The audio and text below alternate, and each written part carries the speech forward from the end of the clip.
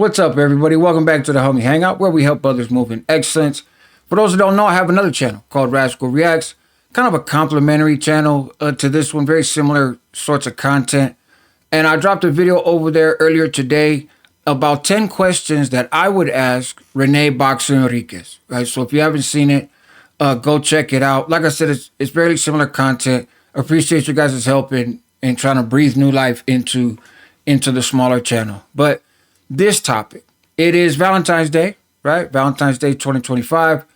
And on my live this morning, I was talking about different subjects and different ideas, and this had come up. And I talked about this years ago on my channel, but figured it was worth revisiting. And it was funny because folks in the chat really gave me the idea for the thumbnail. So I don't know if it's going to work or not, but they were like, this is going to help, get people to click. I guess we'll see, right? The numbers will show. But nonetheless, like I said, I think it's an important topic, and what better day than today? Relationships when you're in prison, and I'm only talking about guys in prison and women in the streets, right? Nothing else. And there's going to be some stereotypes to this conversation. Of course, there's always exceptions and outliers, but this is kind of how I see it, from my experience, being in community with other guys that have been incarcerated, with women who've been incarcerated, women who, have dudes that are locked up. And so it's just my take on things, right? Like kind of the norm, the average. Relationships in prison are huge and they're important, and they serve a purpose for both parties, right? For the man and the woman. For the guy, you have a connection to the streets. You have somebody who appreciates you or values you for things other than what you normally get appreciated or valued for in prison, right? They have, they kind of see a different side of you and appreciate that. Nowadays, especially with the shoes being emptied, most folks are getting non-contact visits. That's huge, man, to go out to the visiting room, eat a little food that you haven't had. It's like a sanctuary, obviously get a hug, maybe a kiss if you're lucky. For the woman, on the flip side, you have a guy who oftentimes is going to pay a lot of attention to you, right? Because he's locked up. He got time on his hands. If there's anything he's got, it's time. And you don't have to worry about what is he doing at night, right? Is he running around? Is he cheating on me? Is he doing this? Is he doing that? So you don't have the same trust issues. You also have a lot of control, and there's a lot of dependency, right? The guy depends on the woman for some things. But it's on you. Are you going to answer the call? Are you going to send the package? Are you going to shoot the canteen money? Like, it kind of serves a purpose for both parties, of course. But it's a bubble. It's not reflective of a real relationship out in society. The guy, at least the guys that I knew, right, very few would go to the visiting room and really tell their old lady what life in prison was like. That's not, the whole purpose is to get away from that, right? And you don't want to stress them. You don't want to worry them. You don't want to get into stuff that you really shouldn't be getting into with civilians. There's a lot of different reasons, And for the woman, a lot of times you don't want to come talk about the stresses of your day, even though as guys, we like to hear that stuff, right? When we're locked up, because it's different. Like your little quabbles at work are fascinating because we're sitting in a cell, we're dealing with prison stuff. And so, but women still, with that protective kind of approach of, I don't want to stress my dude out. I don't want to put him in a position where he feels like he needs to do something, because that could lead to people going to jail and getting in trouble. So both parties are putting their best face on, their best foot forward. The guy is sharp. You got special clothes just for visiting, right? You're Bonnaroo. The lady comes in, she's, hey, life is great. And of course, like I said, there's exceptions. Not everybody is like this, and not necessarily every visit is like this, but that is the ideal. That's what folks generally are aiming for. But then what happens is they come home, right? Dude comes home, and life is different. Life is different. For a lot of women, and I guess this even extends beyond romantic relationships, but it's Valentine's Day, so we'll kind of keep it in that lane. But for a lot of women, the day that their dude comes home, like that's the day that life gets better. That's the day that their life begins. That's that's the moment that they've been plotting and waiting for, and so that it's a transformative day for them, and then obviously for the guy, transformative day because you're going from being in prison to being in the streets. But the woman a lot of times will have expectations, right? She's been traveling these different places. She's bought you these different outfits, and whatever her thing is. If she travels, if she rides bikes, if she makes stuff at home, the stuff that she sends you pictures of to show you her everyday life, now she wants you to be a part of that, right? She's probably pictured you a part of that. She's envisioned it. She's done her homework, and now she's ready to move forward with her partner. Finally, she gets a chance to be like other women in society who have their dude on their arm. They've had to endure this time of being in this relationship, but being very unorthodox, right? Unusual in that they're in love with somebody that is locked away. Well, now it's like real love. Now it's normal love, so to speak. And the dude is coming home, and no matter how much, in my experience at least, and the people I know, especially if you've done a fair stretch of time, and especially back then when they had the SHOE program and a lot of us were coming out of that environment, and it was like, holy shit.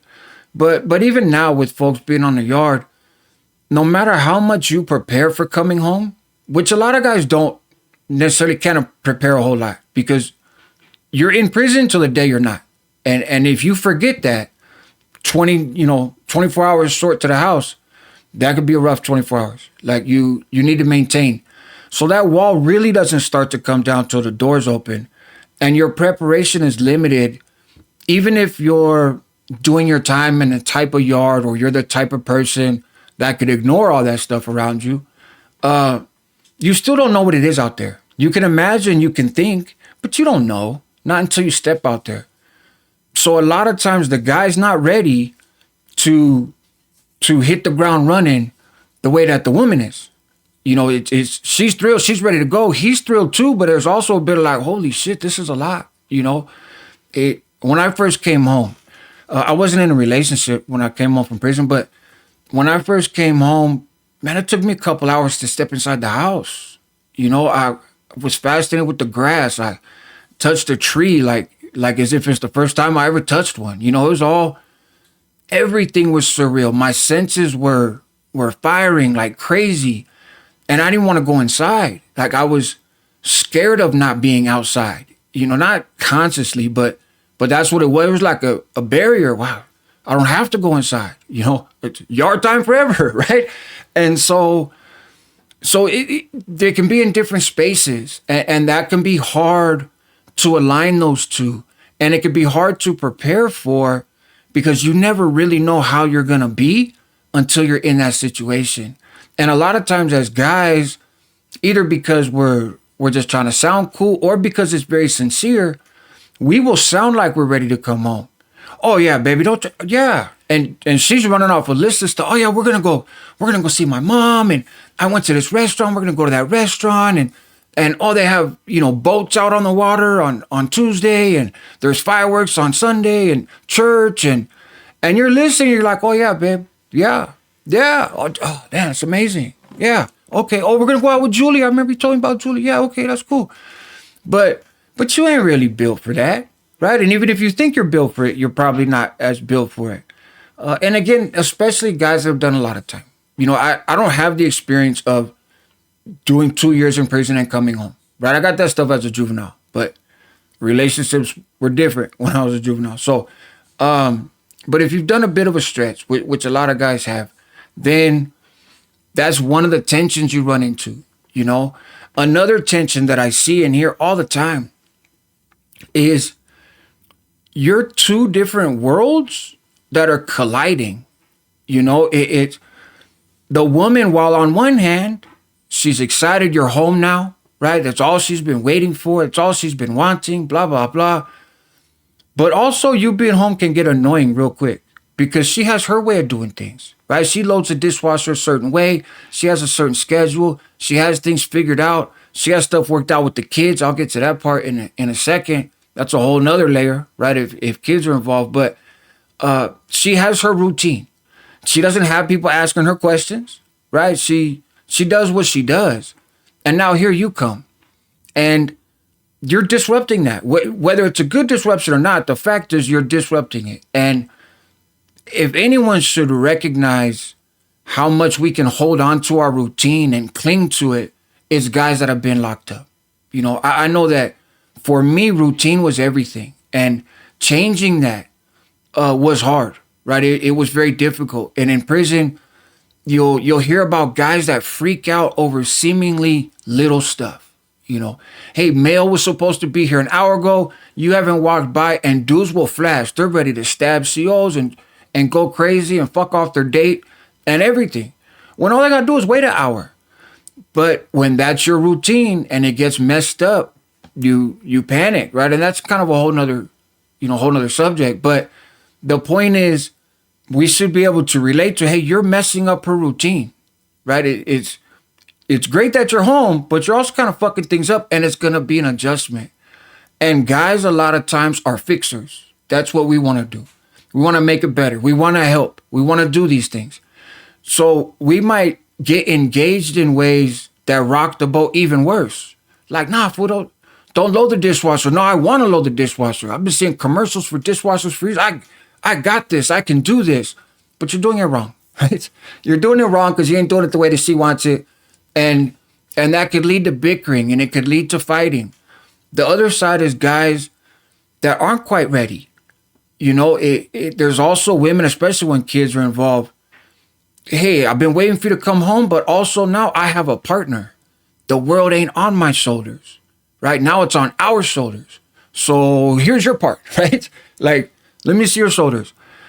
And that could be a lot for dudes to handle. And feeling like all of a sudden we're not appreciated, we're not understood, we're not welcome, we don't fit. And that's the worst feeling for a dude coming out of prison, is to feel like I don't belong here. Because it's that mindset that drives us right back. And I'm not blaming that on anybody else, because as adults, you got to own your own shit and face your own consequences. But it's something to be mindful of for the family and the loved ones of these guys coming home. That's the worst thing you want to do, is make them feel like they don't fit, because that just hits an insecurity that we all have anyways. Whether we tap into it or we show it or not, we all feel it. We're all worried about it. We're all concerned. Am I going to make it? And we're looking for reassurance of one or the other. Reassurance that we're not going to make it, or reassurance that we are. So that's another challenge, right? Of, like, now there's all these pressures, and cool, like, you're going to get a job tomorrow and you're going to pay the light bill in 2 weeks. Wait, hold on. I haven't even figured out what size pants I wear. You know what I mean? Like, come on now. On the flip side, some dudes are just bums and they're not going to do nothing. And that's unhealthy too, right? And you might learn that the hard way. But in general, while I'm speaking from a best case scenario, right? Like giving folks the benefit of the doubt. Another issue, dudes, some of you ladies can be like second parole officers without intending to be. I think some of you do intend to be, but for a lot of you don't intend to be this way. But for us guys, we got to understand, your lady don't want you to get in trouble. She's scared to death. As much as we're not sure we're going to make it, there's a part of her that's not sure that you're going to make it either. And so you come home and you're like, hey, I'm going to go down the street. Well, why? Who you going with? Why you go? I'll go down the street with you. I'll go down the street for you. You don't got to go down the street. Fuck, there's trouble down the street, right? There's cops down the street. But for us, it's like, no, I have freedom now. I want to exercise that freedom. And I don't think a lot of it has to do with like infidelity type stuff, at least at first. It's dudes ain't like, oh, I'm going to go run down the street and find me a girl. And I don't think a lot of women are necessarily concerned with that on day one. But it's, again, they don't want us to get in trouble. They don't want us to go back. They don't want to lose us. They just got us back. Don't fuck this up. And clearly, us as guys have not been great at our decision making because, newsflash, bad decisions got us in prison. So we're capable of those, right? We have shown that at least once. So it can be rough, but guys, I just want to go down the street because I can. When I came home, I would go for drives, nowhere to go. I wasn't looking to see anybody or do anything, not even necessarily get out of the car. I'm just driving because I can drive, right? And I think especially as we get older, it's I see this dynamic with women and guys, even guys getting together and guys that have never been to prison, right? Of I'm gonna get together with the fellas. Or what are you guys gonna do? Nothing. I don't know. Pull up over there and see what we do. What do you mean? You don't have a plan? My plan is to go over there and see what the homies doing. It. What are you guys gonna do? We just answered that. I don't know. Right? Maybe we'll play pool. Maybe we'll play a video game. Maybe we'll watch a game. Fucking no. Maybe we'll go fishing. Maybe we'll stand in the front yard. But whatever we do, that's kind of what I'm in the mood to do. Right? It's guys don't tend to be as detail oriented on that stuff all the time as women are. So I think some of that is just sort of a gender thing. But in particular, for guys coming home from prison, I just want to be free. And look, I love you. I'm not trying to leave you. I'm not trying to make bad decisions. But I would just like to walk around the block by myself. And as women, you don't have to cut them that slack, but it would be advised, And the other hard part with guys is, you're going to hang out with those guys. Wait, why is Johnny calling? Fucking Johnny. Johnny's a bad, influence. You're going to go back to prison because you're talking to Johnny. Again, sounds like a parole officer, right? But for some of us, when we get out after a long time, we don't have friends. We haven't made new friends. We don't know who's out there, right? Like, we know the people that we knew from before. There has to be some level of trust, but I can see the homeboy from the neighborhood and kick it with them for a minute and not take some penitentiary chance, right? And so there has to be a balance there, that everybody obviously comes up with on their own. All of this is about balance. But it is a merging of different worlds. So how do you do this, right?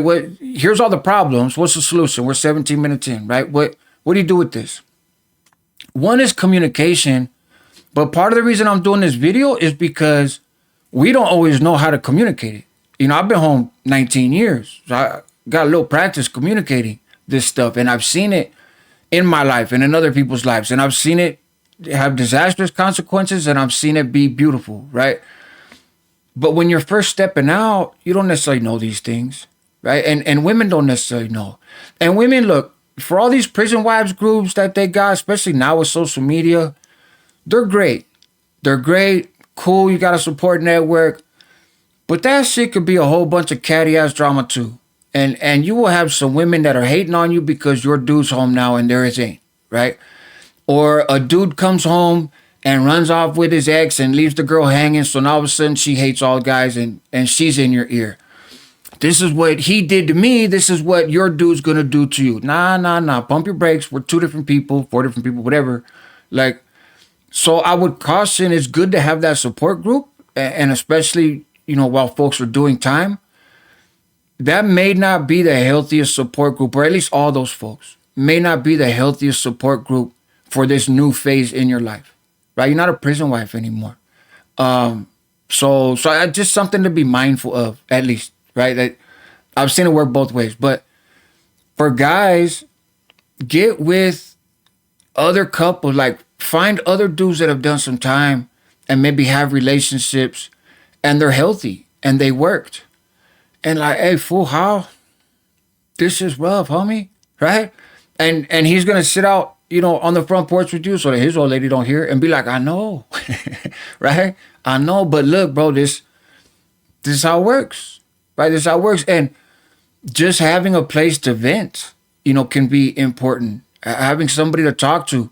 There are couples that endure this experience, and there are similarities in those that endure, and there are similarities in those in which it falls apart. And so seek them out, right? Look for that. But the big part, like I said, communicating and having some grace, being able to put what you need to the side. But that goes for the guys too. Have some understanding. Like I said, you Yes, she's happy to see you. Yes, you're her king, and yeah. She got your name blasted and all. But you also fucking up the program, home. So you're another belly to feed. You're another dude with stinky feet, walk around the house like you don't hang your towel up right. So have a little bit of understanding. It don't mean she don't love you and she's ready to kick you to the curb, but try to get where she's coming from and find your lane. Find your lane. But one of the biggest things you can do is as soon as possible, get out the house. Find something, get a job, right? For one, you need to get some work. No matter what kind of work, it getting work is most important. Nate Dogg 916, man, one of my favorite people in the world, a dude that I consider a friend and a brother way beyond his YouTube shit. Like that's my guy, right?